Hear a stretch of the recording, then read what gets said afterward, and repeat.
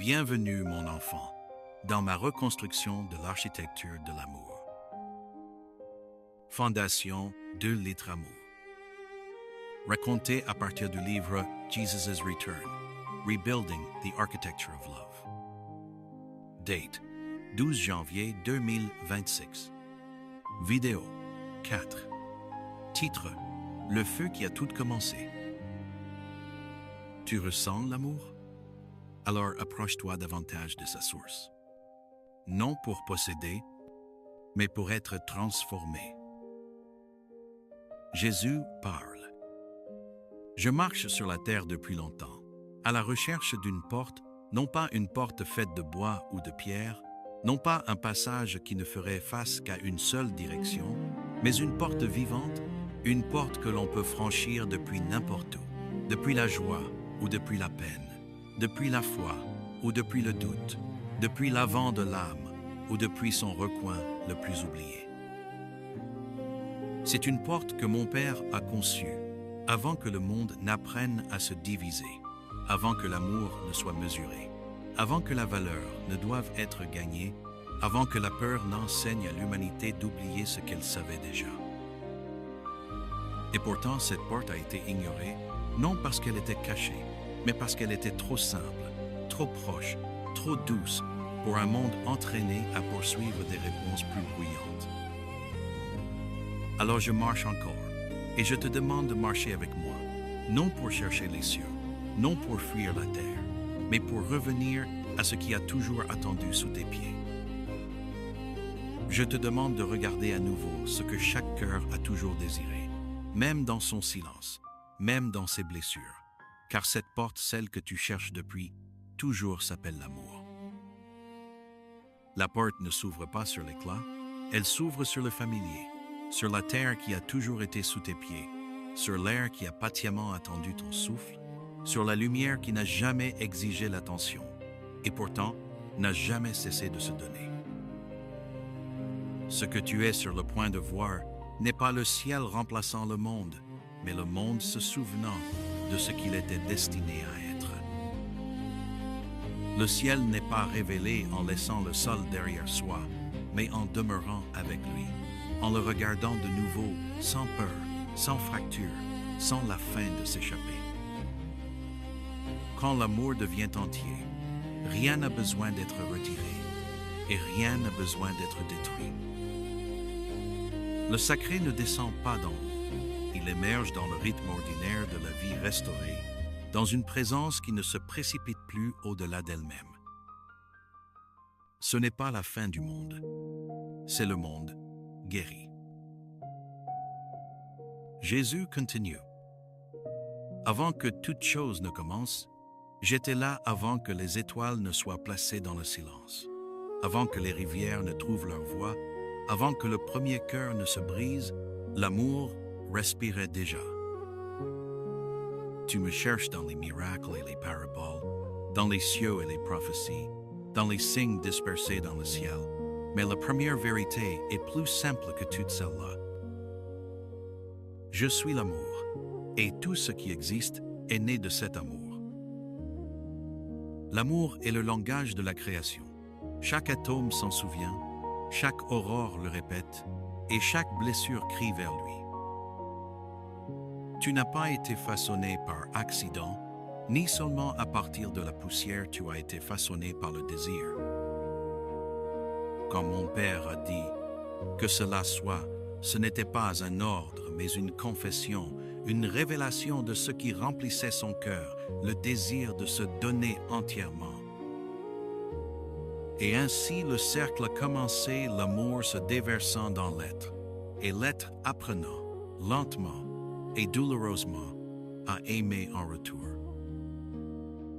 C'est pourquoi je suis venu dans la chair, pour te rappeler que le feu qui brûle en Dieu est le même feu déposé en toi. Beaucoup ont cherché le secret de la vie, et ils l'ont appelé puissance, ils l'ont appelé sagesse, ils l'ont appelé perfection. Mais le secret n'a jamais été caché. C'est l'amour le premier fondement, la vérité finale, le pont entre le ciel et la terre. Alors viens, Et laisse-moi te montrer ce qu'est vraiment l'amour, non une idée, mais un feu, non un mot, mais un battement. L'amour commence doucement, dans le ventre d'une mère, dans l'obscurité cachée, dans un corps étiré par le don de soi, à travers 9 mois de feu invisible. Une mère porte la vie en elle. Son souffle se raccourcit, ses nuits deviennent agitées et son corps devient une demeure. Elle sent le frémissement et le retournement, les petits pieds pressant contre ses côtes, et chaque douleur devient une promesse. Chaque inconfort murmure la même vérité. Quelqu'un vient, quelqu'un qui est à moi. Puis le jour arrive, apportant une douleur comme aucune autre des vagues qui ouvrent son corps tandis qu'elle crie, tremble et s'agrippe à la main la plus proche, et pourtant, elle ne recule pas. Elle sait que le feu doit passer à travers elle avant que l'enfant ne puisse respirer. Quand le premier cri traverse la pièce, tout le reste disparaît, et elle murmure « Te voilà mon tout petit, mon cœur vivant maintenant hors de ma poitrine. » Les nuits s'étirent en veille sans fin, tandis que l'enfant se réveille affamé et tremblant, et la mère se lève encore et encore, les yeux brûlants d'épuisement, le corps douloureux de l'abandon, et pourtant elle chante, et pourtant elle berce le petit univers dans ses bras. Doors, petite. Respire, petite. Ma vie est à toi.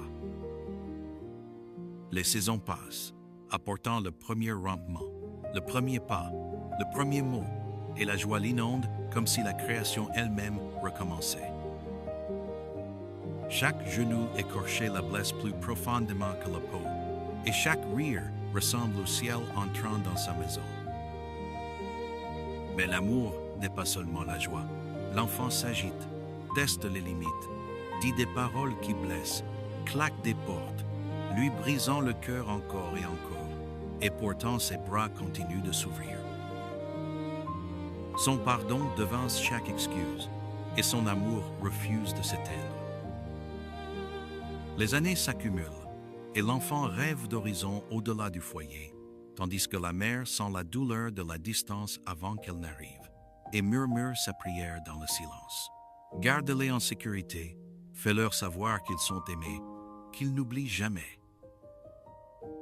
Puis vient le jour du lâcher-prise, lorsqu'elle voit son enfant revêtir de nouveaux vêtements, entend de nouveaux vœux prononcés, et voit un nouveau foyer commencer. Son cœur se déchire entre larmes et victoire.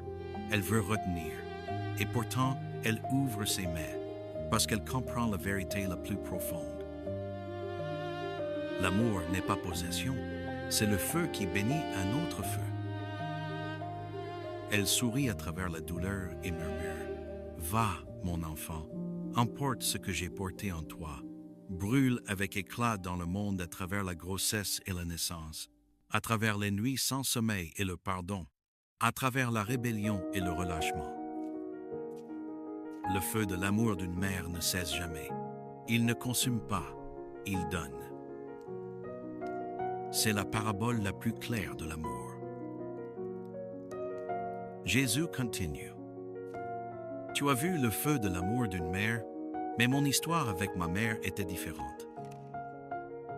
Elle m'a porté quand presque personne ne la croyait, supportant les murmures, les soupçons et une honte silencieuse. Et pourtant sa joie ne s'est pas brisée. Elle a chanté la louange quand le monde doutait de sa vérité, et elle m'a donné naissance dans une étable, sans lit autre que la paille, et sans consolation autre que la confiance. Elle m'a enveloppé de tissu, a embrassé mon visage, et a murmuré un mystère qu'elle-même ne comprenait pas encore. Elle m'a vu grandir mes premiers pas, mes premiers mots, le rire qui remplissait notre petite maison, et elle a gardé chaque instant caché dans son cœur. Mais elle portait aussi un avertissement, qu'une épée transpercerait son âme, et elle a tenu cette prophétie comme d'autres femmes tiennent des berceuses. Elle s'est tenue près de moi quand les foules acclamaient, et elle s'est tenue près de moi quand elle maudissait. Elle m'a vu guérir et elle les a vus lier mes mains.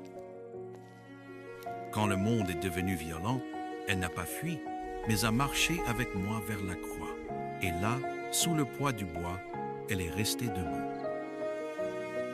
Chaque coup de fouet frappait son cœur, chaque clou transperçait son âme.